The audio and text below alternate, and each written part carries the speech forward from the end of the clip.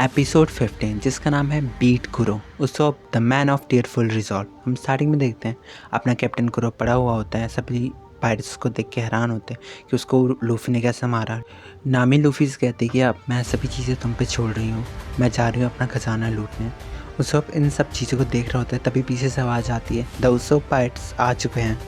And पीछे से हम देखते हैं वो तीनों बच्चे अपने हाथ में कुछ ना कुछ हथियार लिए कैप्टन कुरो को मारे जा रहे हैं। सभी पायरेट्स का मुंह खुला का खुला रह गया था कि एक बच्चा उसे कैसे मार सकता है। ज़ोरो भी अपना हैरान था कि ये लोग कर क्या रहे हैं। एंड तब हम देखते कैप्टन कुरो का हाल बिल्कुल ख़राब हो रखा है, उसके चश्मे वश्मे सब टूट रखे हैं। सांगो को भी देख के पसीने छूट रहे होते हैं और सोच रहा होता कि अब तो कैप्टन कुरो बहुत गुस्सा होंगे। वो बच्चे उस सोप से कहते हैं कि हमें पता था कि आप यहाँ पे लड़ रहे हो और हमें भी लड़ना था, आपने ये बात हमसे छिपाई क्यों। तभी हम देखते हैं पीछे से कैप्टन कुरो खड़ा हो जाता है एंड वो अपने चश्मे को जब सीधा कर रहा होता है तो हमें देखते हैं कि चश्मे के सारे ग्लासेस टूट चुके हैं, जिससे सबका मतलब फट जाता है सबका। वो तीनों बच्चे बिल्कुल डर जाते हैं, लेकिन कैप्टन कुरो उनको छोड़ के सामने जाके उसोप को मार देता है अपने लात से एंड उसोप कहीं भी पड़ जाता है। कैप्टन कुरो कहते हैं थोड़ा दर्द तो हो रहा है, क्या यही डेविल फ्रूट की पावर है। लूफी कहता है हाँ, मैंने गम गम फ्रूट खाया है। ये सुनने की देर थी कि सभी पायरेट्स डर जाते हैं। वो लूफी को एक खतरनाक एनिमी समझते हैं। अब सांगो भी अपने मन में सोच रहा होता है कि अच्छा ये सही में रबड़ का आदमी है, मैं दिन में सपने नहीं देख रहा था। कैप्टन कुरो सांगो से कहता है कि मैं इस बच्चे को संभाल लूँगा, तुम मिस्काई का ध्यान रखो, उससे अपना काम निकलवाओ एंड उसको फिर मार देना। और वो तीन बच्चे भी आंखों में कांटा है मेरे लिए, उनको भी मार देना। सांगो ये सब देख के कह रहा है ठीक है सर मैं जाता हूँ, लेकिन सांगो को इतनी आसानी से कोई जाने कैसे देगा। तभी से हम देखते हैं सामने ज़ोरो अपनी तलवार लिए सांगो को कह रहा होता है कि रुक जाओ, मैं तुम्हें आगे नहीं जाने दूंगा। तभी हम देखते हैं बूची वो दोबारा उठ खड़ा होता है एंड वो आसमान में जाके अपना सेम अटैक दोबारा दोहराता है। इस बार इतना तेज़ भूकंप होता है कि सारे पहाड़ टूटने लगते हैं, हर तरफ स्मोक हो चुका था एंड इसका फ़ायदा बूची उठाता है एंड वो ज़ोरो के ऊपर अटैक कर देता है। ज़ोरो कैसे न कैसे करके उसको रोक देता है अपने पैरों से। एंड फिर हम देखते हैं मिस्काया अभी भी डरी हुई है, उसोप कुछ करने की हालत में नहीं था। वो चिल्लाता है उसोप पायरेट्स मेरी बात ध्यान से सुनो। उसोप पायरेट्स भी कह रहे हैं हम लोग भागने वाले नहीं हैं, हम आपका बदला लेके रहेंगे कैप्टन। उसोप कहता है मिस काय को बचाओ, मैं तुम्हें एक बहुत इंपॉर्टेंट काम दे रहा हूँ मिस काय को बचाने का।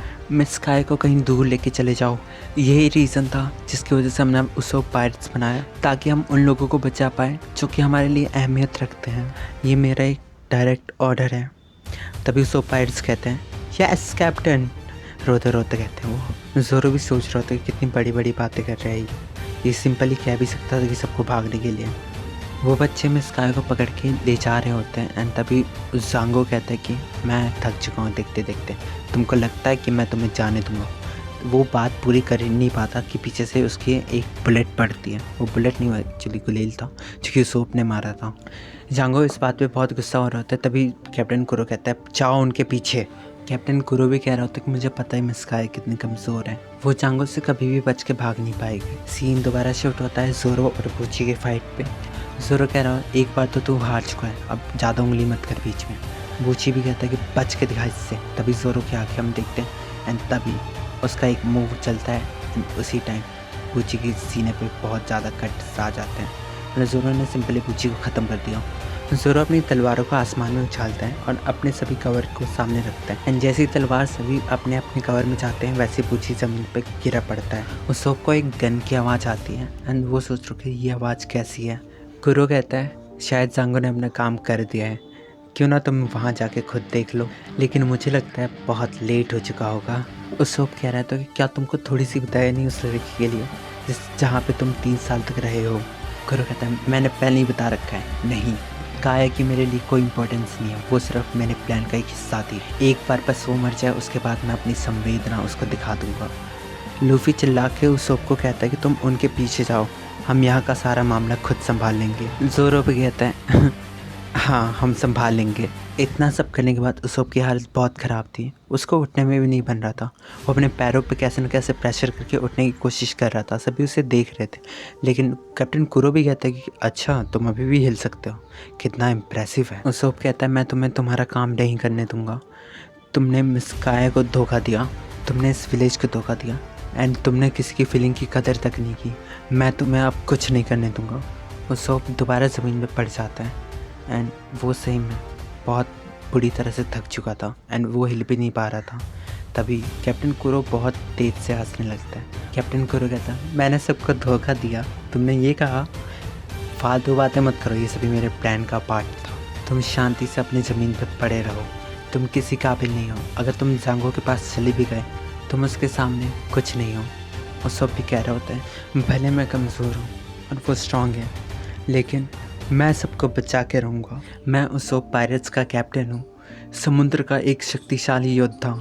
मैं अपने गांव वालों पे एक खरोच तक नहीं आने दूंगा। ज़ोरो, लूफी ये सब सुन रहे होते हैं और ध्यान से देख रहे होते हैं, लेकिन पीछे से सभी पायरेट्स हंस रहे होते हैं। तभी हम देखते हैं कि उनके ऊपर एक बहुत बड़ी परछाई आती है एंड वो कुछ और नहीं होता, एक बहुत बड़ा पत्थर होता है जो कि लूफी ने उनके ऊपर फेंक के मारा। एंड वो पूछता है, इसमें हंसने वाली क्या बात है? सभी के मुंह बंद हो जाते हैं। ज़ोरो उस सोप को अपने कंधे पे उठाता है और कहता है कि हम उस चश्मे वाले के पास जा रहे हैं, तुम्हें कुछ प्रॉब्लम है क्या लूफी? लूफी कहता है, बिल्कुल भी नहीं। ज़ोरो कहता है, मैं ये सब अकेले कर लेता, लेकिन वो सभी इस जंगल में है एंड मुझे रास्ता तक नहीं पता। वो सब तुम मुझे रास्ता बताना। वो लोग कुरो के सामने से जा रहे होते हैं। कैप्टन कुरो टोकता है और कहता है कि तुम्हें यहाँ से जाने की परमिशन किसने दी? लूफी अपने हाथ को उसकी तरफ फेंकता हुआ बोलता है कि हाँ, मैंने दी उनको परमिशन। कैप्टन कुरो उस अटैक को डॉज कर लेता है एंड सडनली वो लूफी के पीछे आ जाता है एंड लूफी भी ज़मीन में पड़ के अपने पैरों से उसको मारने वाला होता है। एंड तभी हम देखते हैं उसका पैर पूरा खिंच चुका है, लेकिन वहाँ से कैप्टन कुरो गायब है, यानी वो दूर जा चुका है। कैप्टन कुरो कहता है, लड़ने से पहले मैं तुमसे एक आखिरी सवाल पूछना चाहता हूँ, आखिर तुम इन सबको बचाना क्यों चाहते हो? लूफी कहता है, क्योंकि इस गांव में एक आदमी है जिसको मैं मरने नहीं दे सकता। कैप्टन कुरो कहता है, कितना सिंपल वजह है तुम्हारे मरने का? एंड लूफी कहता है, हाँ, मैं मरने नहीं वाला। लूफी उस पर अटैक करता है, अपने हाथ को बड़ा करके उसको ग्रिप करता है, लेकिन कैप्टन कुरो उसके हाथों को पकड़ के उसको पूरा घुमा देता है एंड वो ज़मीन में पड़ जाता है। एंड जब वो गम पिस्टल से अटैक करता है तो वो कैप्टन कुरो उसके हाथ पे चढ़ जाता है एंड उसकी तरफ भागता भागता आता है एंड उसको एक लात मार के ज़मीन पर गिरा देता है। सभी पायरेट्स सोच रहे थे कि वो टोपी वाला बंदा कितना स्ट्रांग था, लेकिन देखो कैप्टन कुरो ने उसको कैसे मार दिया। वो कैप्टन कुरो को चेयर अप करने लगते हैं चिल्ला चिल्ला के। कैप्टन कुरो कहते हैं कि मुझे इस नाम से मत बुलाओ। तुम्हें ये बात अभी तक समझ नहीं आई? हाँ, मैं ये काम कर रहा हूँ ताकि मुझे इस कैप्टन कुरो नाम से छुटकारा मिल सके। मैं बिल्कुल थक चुका हूँ उन बाउंटी हंटर और गवर्नमेंट ऑफिसर से जो रोज़ मेरे जान के पीछे पड़े होते थे।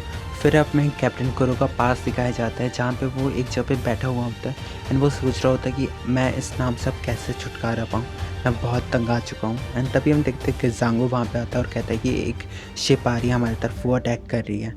एंड कैप्टन कुरो कहता है कि रोज़ रोज़ का यही सीन है अपने पास। वो सोचता है नेवी तब तक पीछा नहीं छोड़ेगी जब तक कैप्टन कुरो मर नहीं जाता।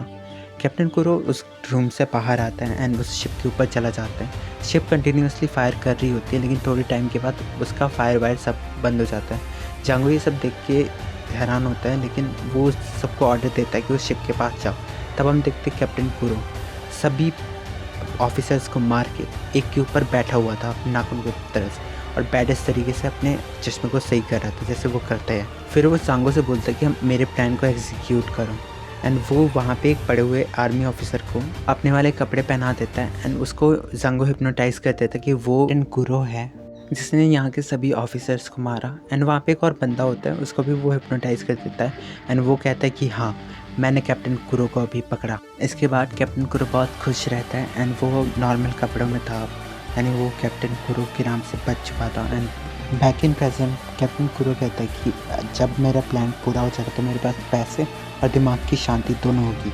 बच्चे तो समझ रहे हैं ना मैं क्या कहना चाहता हूँ? मैंने 3 साल तक इस प्लान के लिए मेहनत की और मैं तेरे जैसे को इस प्लान के बीच में उंगली नहीं करने दूंगा। एंड तभी देखते कैप्टन कुरो उसकी तरफ भागते भागते आता है। लूफी भी अपने पूरे पावर से एक पत्थर को उठाता है जहाँ पर कैप्टन कुरो के नाखून फंस जाते हैं। लूफी कहता है, मैंने अपने आप को समझा दिया कि मैं एक पायरेट बन के रहूँगा और तुम इस पायरेट के नाम पे कलंक हो जब तुम्हें एक समुद्र से डर लगता है और मेरे सपने तुम्हारे इन चिंदे सपनों से कई गुना बेहतर है। एंड अगेन एपिसोड यहीं पे ख़त्म हो जाता है एंड मिलते हैं फिर नेक्स्ट वीडियो में।